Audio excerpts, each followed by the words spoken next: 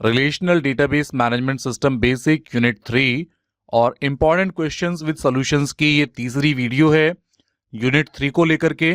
Unit 1 हमने live session किया था, यूनिट 2 हमने रिसेंटली अभी इसको प्रीमियर किया है और यूनिट 3 आज हम आप लोगों के साथ में शेयर कर रहे हैं। तो लेट्स सी क्या कुछ यूनिट 3 के अंदर है और कितनी क्वेश्चंस हम इसमें सीखने वाले हैं और कितना कुछ इसमें कुछ नया है।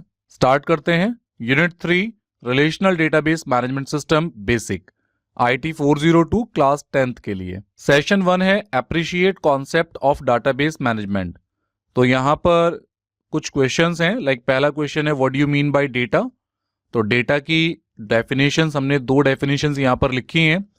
डेटा कॉन्टेक्स्ट में, डाटाबेस के कॉन्टेक्स्ट में डेटा क्या होता है, क्योंकि डेटाबेस के कॉन्टेक्स्ट में अगर डेटा की हम बात करें तो जो हमारे रो होती हैं, रिकॉर्ड्स होते हैं, वो हमारा डेटा होता है। एक सेल के अंदर जो हम एंट्री करते हैं, data even in a database is rarely useful on its raw form, for example in a banking application. तो यहाँ पर आप इन दोनों पैरा में से कोई भी डेफिनेशन डाटा के लिए पुट कर सकते हैं। नेक्स्ट क्वेश्चन है what do you mean database. तो डेटाबेस एक ऑर्गेनाइज्ड कलेक्शन है डेटा का, जहां पर आपका डेटा स्टोर होता है, वो लोकेशन आपकी डेटाबेस होती है। उसको लिखने के लिए प्रॉपर वर्डिंग आपको यहां से मिल जाएगी। Explain DBMS with example. तो देखिए ये ना सीरीज में क्वेश्चन है, पहले डेटा, फिर डेटाबेस और अब DBMS। डेटा जो डेटाबेस के अंदर स्टोर होता है, डेटाबेस वो लोकेशन जहां पर डेटा स्टोर होता है, और DBMS क्या है, जिसके थ्रू डेटाबेस को मैनेज किया जाता है। तो इसकी फुल फॉर्म भी आती है a database management system is a software package with computer programs that controls the creation, maintenance and use of a database. ये सारे काम एक DBMS एप्लीकेशन करता है। वेल नॉन DBMS के यहां पर कुछ नाम है, ओरेकल है, IBM DB2 है, माइक्रोसॉफ्ट SQL सर्वर है, माइक्रोसॉफ्ट एक्सेस है, पोस्टग्री SQL है, MySQL है, फॉक्सप्रो और SQLite। फॉक्सप्रो काफी आउटडेटेड हो गया है, लेकिन MySQL 11th में भी आपके कोर्स में आने वाला है। क्लास 10th में भी आप अभी ओपन ऑफिस बेस पढ़ने वाले हैं। इवन जिस यूनिट की हम आज वीडियो बना रहे हैं, इस वीडियो में भी आप एक डाटाबेस सॉफ्टवेयर के बारे में पढ़ेंगे जिसका नाम है ओपन ऑफिस बेस, और MySQL का भी कोड उसके साथ साथ चलेगा। तो ये ऊपर आप जो पैरा दिया है, यहां से आप DBMS की एप्लीकेशन डेफिनेशन दे सकते हैं। नीचे भी एक और पैरा है जो DBMS की डेफिनेशन को डिफाइन करता है। नेक्स्ट आता है differentiate flat file and relational. तो जो सिंगल फाइल होती है किसी डाटाबेस के अंदर, जो सिंगल टेबल होती है जिसका डेटा भी कम होता है और उसे एक ही टेबल में मैनेज किया जाता है, तो ऐसे में हम इसे फ्लैट फाइल यूज करते हैं। रिलेशनल होता है जब एक डेटा मल्टीपल टेबल पर अलग अलग लोकेशन पर रखा जाता है। फॉर एग्जाम्पल अगर हम बात करें, आपका जो डेटा है, एक बच्चे का स्कूल में जो डेटा होता है, तो फीस वाले डिपार्टमेंट में आपकी फीस का रिकॉर्ड होता है। आप ही का डेटा एग्जाम डिपार्टमेंट में होता है जिससे आपका रिजल्ट कैलकुलेट होता है।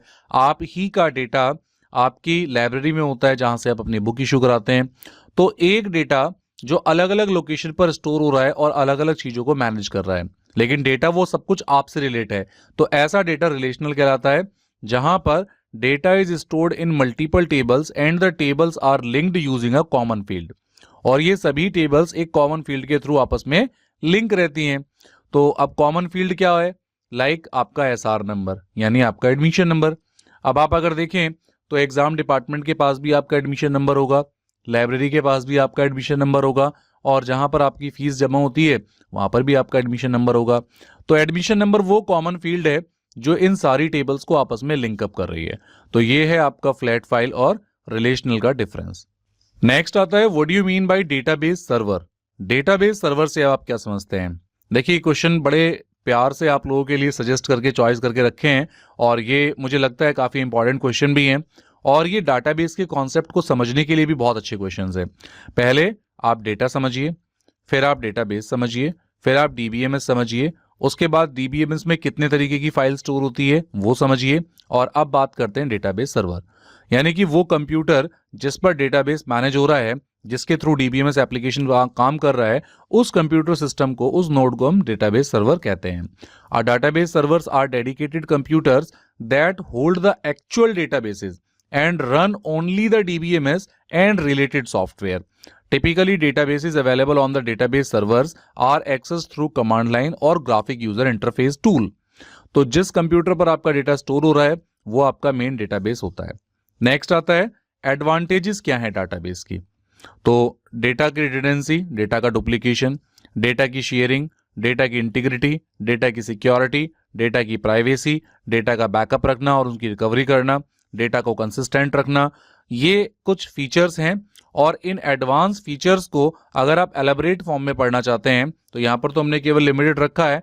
तो आपके पास जो सीबीएसई का स्टडी मटेरियल है, और अगर नहीं है तो हम इस वीडियो के डिस्क्रिप्शन में उसका लिंक जरूर देंगे, वहां से आप उसे डाउनलोड करिए और उसके पेज नंबर 110 पर जो ये पॉइंट्स लिखे हैं, इन हर एक पॉइंट्स के बारे में डीप इंफॉर्मेशन दी हुई है। तो यहाँ पर एक हमने छोटा सा ब्रीफ रखा है आंसर के फॉर्म में इस क्वेश्चन के लिए कि एडवांटेजेस क्या हैं डेटाबेस की। नेक्स्ट आता है व्हाट आर की फीचर्स ऑफ डेटाबेस। डेटाबेस की फीचर्स क्या हैं, वो एडवांटेजेस हैं और ये भी की फीचर्स भी लगभग एडवांटेजेस जैसी ही है, लेकिन इसको समझाने के लिए, एलाबरेट करने के लिए थोड़ा और एक्सप्लेनेशन में हमने इस क्वेश्चन को यहाँ पर पुट किया।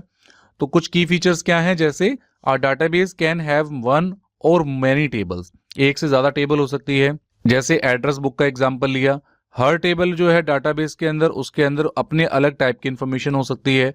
Another very important thing to remember is that when we put in information we may have people with the same name. तो जो डेटा की कंसिस्टेंसी की बात कर रहे थे, रिडंडेंसी की बात कर रहे थे, उसको मैनेज किया जा सकता है।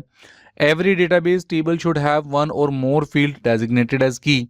तो यहाँ पर आप प्राइमरी की, ये सब चीजें डिफाइन करके रिकॉर्ड को यूनिक बना सकते हैं। तो जो फीचर्स वाला ये क्वेश्चन है और एडवांटेजेस लगभग सेम है, लेकिन दोनों को एलाबरेट करने का तरीका अलग अलग है। तो कई बार क्वेश्चन अगर एडवांटेजेस आता है तो डायरेक्टली आप ये टू द पॉइंट बातें लिख सकते हैं, और जब की फीचर्स की बात आती है तो इन्हीं पॉइंट्स के अंदर जो सब पार्ट निकलते हैं उसको एलाबरेट कर सकते हैं। नेक्स्ट है explain RDBMS with example. R relational database management system. तो पहले डीबीएमएस था और अब आरडीबीएमएस है। तो जनरली जो आरडीबीएमएस है उसमें मल्टीपल टेबल्स एक साथ वर्क कर रही होती हैं रिलेट करके। तो यहाँ पर अगर हम पूरी डेफिनेशन को थोड़ा सा पढ़ते हैं ध्यान से, R relational database is a type of database, it uses a structure that allow us to identify and access data in relation to another piece of data in the database. तो देखिए यहाँ पर आ गया डेटा इन रिलेशन। देखिए relation जो word है इसका मतलब टेबल है, यहाँ पर टेबल को रिलेशन भी हम कहते हैं।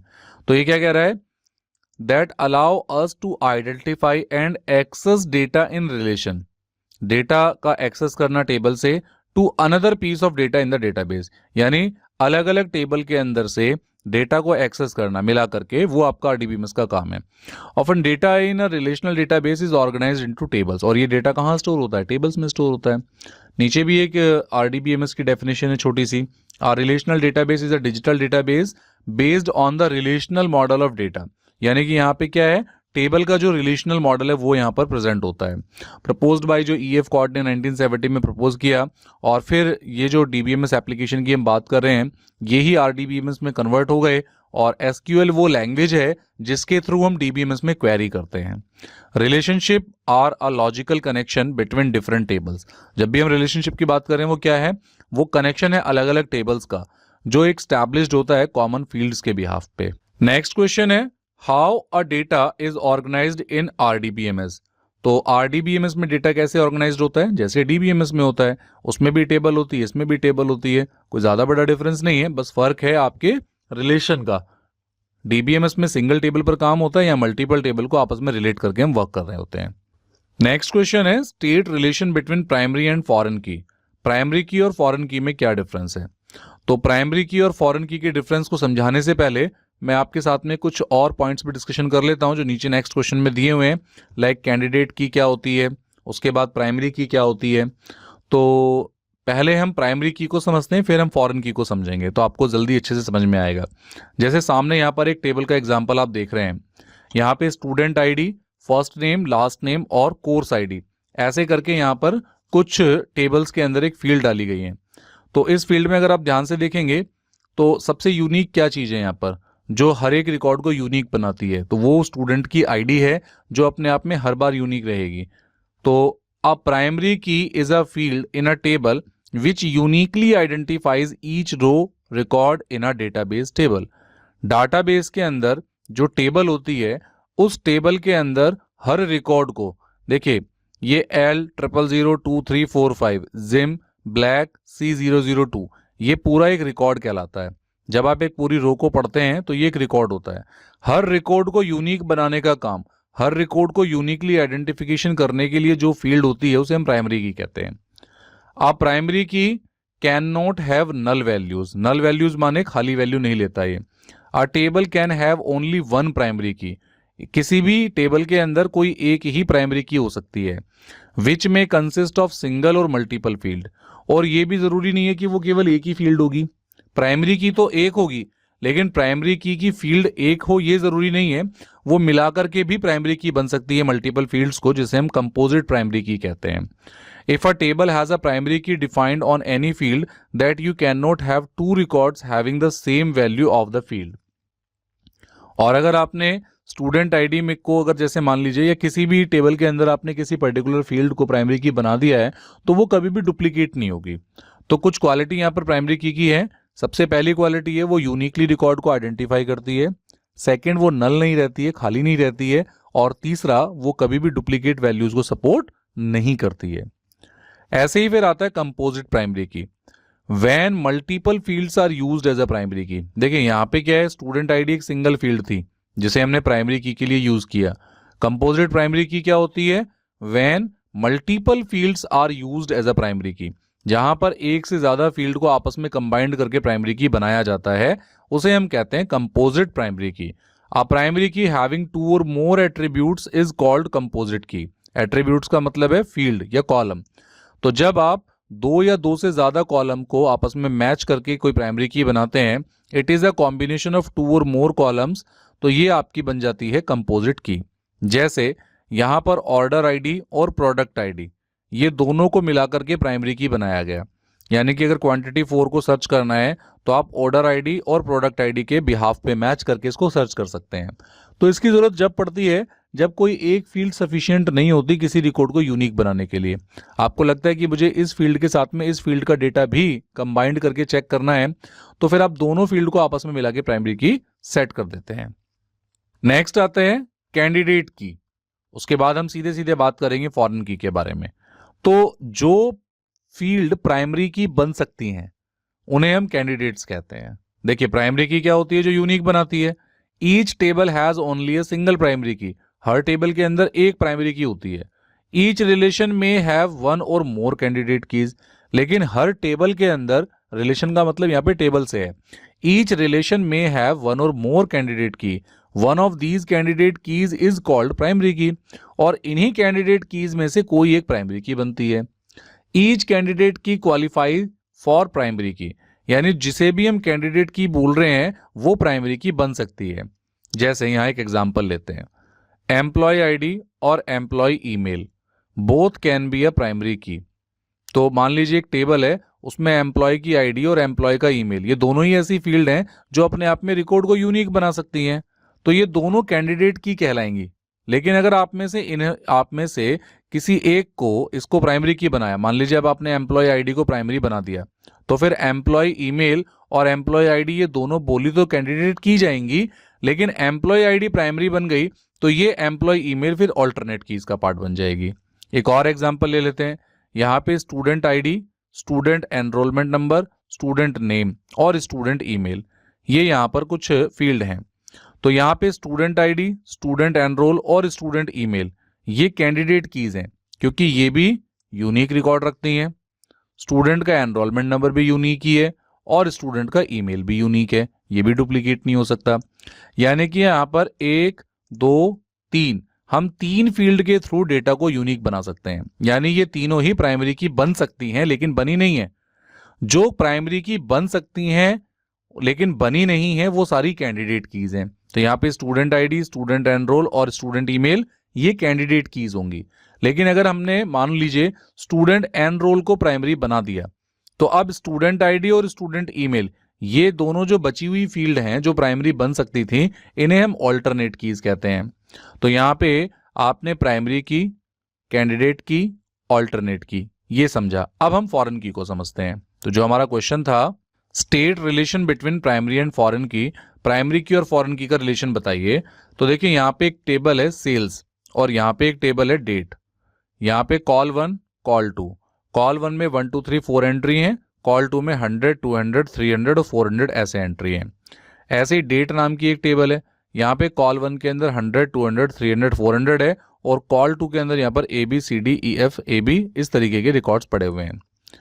यहाँ पे क्या है, आ प्राइमरी की फॉरेन की relationship defines a one two many relationship, यानी एक टेबल का किसी दूसरी टेबल के साथ में रिलेशन होना, ये फॉरेन की और प्राइमरी की का रिलेशन है।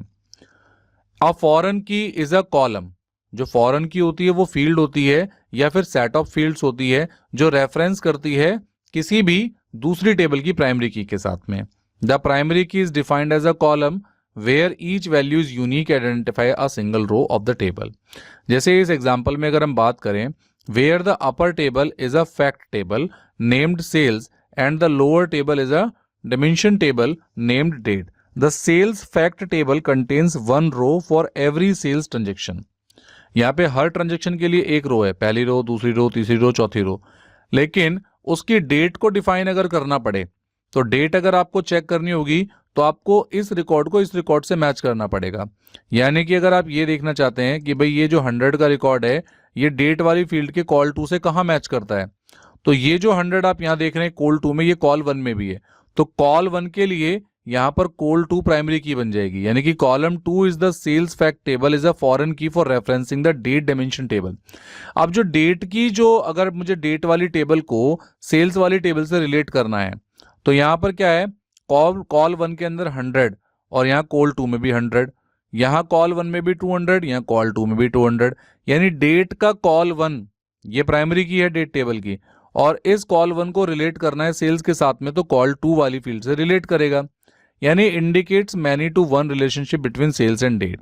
Column 1 is the primary key of the date dimension, तो डेट वाली टेबल के अंदर कॉलम 1 जो है वो आपकी प्राइमरी की है और सेल्स वाली टेबल में जो कॉलम 2 है वो इस डेट वाली टेबल के लिए फॉरेन की का काम करेगा। यानी कि अगर आपको इस टेबल से कोई डेटा एक्सट्रैक्ट करना है सेल्स वाली के साथ में तो फिर आपको डेट को और सेल्स को आपस में मैच कराना पड़ेगा और कोई कॉमन फील्ड ढूंढनी पड़ेगी। तो यहाँ पर कॉल 2 और कॉल 1 में कॉमन एंट्रीज हैं, इसलिए ये एक टेबल दूसरी टेबल की प्राइमरी की फॉरेन की बन जाएगी। यहाँ पर इसके डिफरेंस को और अच्छे से समझने के लिए यहाँ पर कुछ डिफरेंस के लिए एक पूरी टेबल है। लाइक प्राइमरी की uniquely identify a record in the table, primary की डेफिनेशन क्या है, वो रिकॉर्ड को यूनिकली आइडेंटिफाई करती है, जबकि फॉरेन की is a field in the table that is primary key in another table, जो फॉरेन की होती है वो किसी दूसरी टेबल की प्राइमरी की होती है। Primary key can't accept null values, foreign key can accept multiple null values. Primary key में जो होगी वो नल वैल्यूज नहीं होंगी, लेकिन फॉरेन की में नल वैल्यू एक्सेप्ट हो सकती हैं। By default primary key is clustered indexed and data in the database table is physically organized in the sequence of clustered index। तो जनरली तो होता है कि प्राइमरी की जो है एक प्रॉपर इंडेक्स में चलती है 0 1 2 3 इस तरीके से, जबकि फॉरेन की में ऐसा कोई इंडेक्स नहीं होता, ये तो एंट्री हर टाइम होती रहती है और ये रैंडमली एंट्री होती है, तो इसका कोई ऑर्डर फिक्स नहीं होता। We can have only one primary key in a table, we can have more than one foreign key in a table. तो किसी एक टेबल के अंदर एक प्राइमरी की होगी, लेकिन किसी एक टेबल के लिए जो दूसरी फॉरेन की होगी वो एक से ज्यादा फील्ड हो सकती हैं। प्राइमरी की और फॉरेन की के रिलेशन को समझाने के लिए यहाँ पर और भी अच्छे एग्जाम्पल दिए हैं। लाइक देखिए यहाँ पे आईडी, नेम और एड्रेस, ये एक टेबल है जिसका नाम स्टूडेंट है, एक दूसरी टेबल है जिसका नाम पर्टिकुलर टीचर है, तो यहाँ पे T I D, name, T address और आईडी है। तो देखिए इस टेबल में आईडी ये प्राइमरी की है और इस टेबल के अंदर ये आईडी रिकॉर्ड है और ये टी आईडी है, तो टी आईडी यहां पर क्या है, ये इस टेबल की प्राइमरी की है, लेकिन इस आईडी इस वाली टेबल को इस वाली टेबल से अगर रिलेट करना है, हियर टी आईडी और teacher ID is the unique primary key for each record in the table, this table used the ID attribute which is primary key of the student. तो यहाँ पे ID attribute use हुआ है तो it's reference की और foreign की, तो ये जो आईडी है ये फॉरेन की बन जाएगी इस टेबल के लिए, क्योंकि इससे इसका डेटा रिलेट हो रहा है, तो ये फॉरेन की का रिलेशन होता है। और अच्छी एक्सप्लेनेशन और फुल प्रैक्टिकल वीडियो आपको देखना है तो यहाँ डिस्क्रिप्शन में हमने लिंक दिया हुआ है, यहाँ से आप इसका यूज करके अपना प्रैक्टिकल वीडियो इसका देख सकते हैं। सेशन 2 पर आते हैं। Create and edit tables using wizard and SQL. तो यहाँ पे आरडीबीएमएस की डेफिनेशन, टेबल की डेफिनेशन, कॉलम और फील्ड की डेफिनेशन, रो, रिकॉर्ड और टपल्स की डेफिनेशन। तो ये एक टेबल का बहुत अच्छा कॉमन एग्जांपल है। तो देखिए ये एक टेबल है, इस टेबल का नाम हम कुछ भी मान के चल सकते हैं। मान लीजिए एक स्टूडेंट टेबल है और इस टेबल के अंदर student ID, forename, surname, date of birth नाम की फील्ड है। तो यहाँ पे फील्ड के ये नेम्स हैं। ये रिकॉर्ड होता है जो भी एक सिंगल पूरी रो को पढ़ते हैं, और सिंगल सिंगल डेटा को पढ़ते हैं तो ये डेटा आइटम्स होते हैं। और ऊपर वाला जो ये मेन फील्ड्स के आईडी होती हैं जिन्हें हम फील्ड कहते हैं, कॉलम कहते हैं, student ID, forename, surname, date of birth, ये इसकी फील्ड है। तो फील्ड को हम कॉलम भी कहते हैं, फील्ड भी कहते हैं।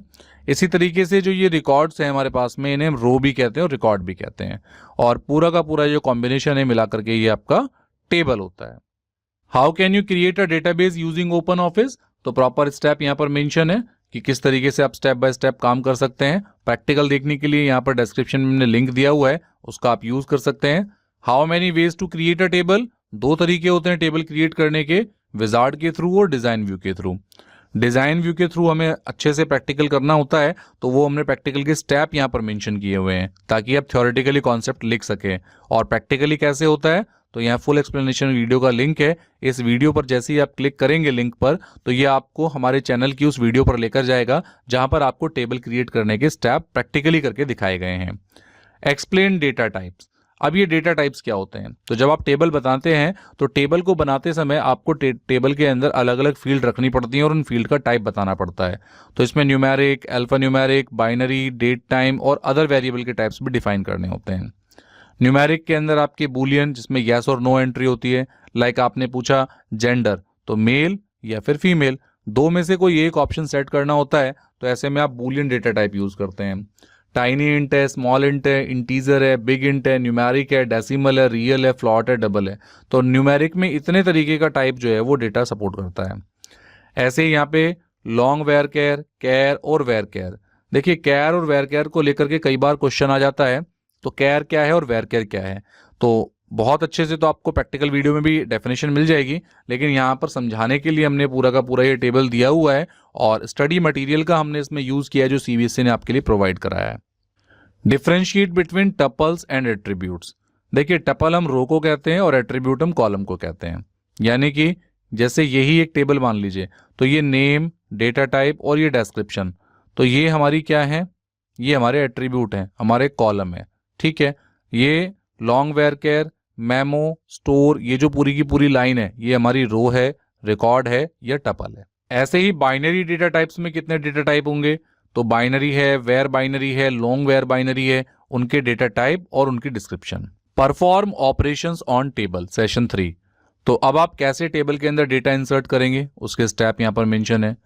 आप किस तरीके से किसी टेबल के अंदर एडिटिंग करेंगे वो यहाँ पर स्टेप मेंशन है। आपको किसी भी फील्ड की 4 प्रॉपर्टी डिफाइन करनी है। तो पहली ऑटो वैल्यू, बाय डिफॉल्ट वो क्या ले ले, क्या लेंथ रखनी है, क्या आप उसमें डिफॉल्ट वैल्यू सेट करना चाहते हैं और उसका फॉर्मेट क्या रहने वाला है। How can you sort data in a table? Table के अंदर डेटा को आप सॉर्ट कैसे कर सकते हैं, असेंडिंग करना है, डिसेंडिंग करना है। तो देखिए यहाँ पर ये A to Z ऑप्शन है और ये Z to A है। A to Z का मतलब असेंडिंग है और Z to A का मतलब डिसेंडिंग ऑर्डर है। Explain referential integrity. अब ये रेफरेंशियल इंटीग्रिटी क्या होता है? Referential integrity is used to maintain accuracy and consistency of data in a relationship. किसी भी टेबल के अंदर डेटा की इंटीग्रिटी और उसका जो एक्यूरेसी लेवल है वो परफेक्ट होना चाहिए, ये होता है referential integrity. Data can be linked between 2 और more table with the help of primary key and foreign key constraint. Referential integrity help करता है आपके रिकॉर्ड के अंदर डुप्लीकेशन को आने की, यानी कि जब आपके टेबल में प्राइमरी की लगी होती है तो इसकी वजह से रिकॉर्ड आपका डुप्लीकेट नहीं हो पाता है। तो ये सबसे बड़ा बेनिफिट है, तो ये भी रेफरेंशियल इंटीग्रिटी का पार्ट है। Changing values in a primary key if any dependent records are present in associated table. तो कोई भी रिकॉर्ड में चेंज करना होता है तो प्राइमरी की के बिहाफ पे आप इजीली चेंज कर पाते हैं। रिकॉर्ड को डिलीट करना होता है तो भी आप प्राइमरी की वजह से कर पाते हैं। तो रेफरेंशियल इंटीग्रिटी आपको सपोर्ट करता है आपके डेटा की कंसिस्टेंसी और डेटा की इंटीग्रिटी बनाए रखने में। कितने तरीके की रिलेशनशिप होती है टेबल में? 1 to 1, 1 to many या many to 1 और many to many। इनकी डेफिनेशन भी आप 1 लाइन में दे सकते हैं। How can you remove relationship? Simple right click कीजिए, डिलीट कर दीजिए ओपन ऑफिस बेस में, तो रिलेशनशिप डिलीट हो जाती है। What is the file extension for database created using openoffice.org base? open.office.org base में आप कौन सी एक्सटेंशन रखते हैं? तो ये .odb फॉर्मेट होता है। सेशन 4 है रिट्रीव डेटा यूजिंग क्वेरी।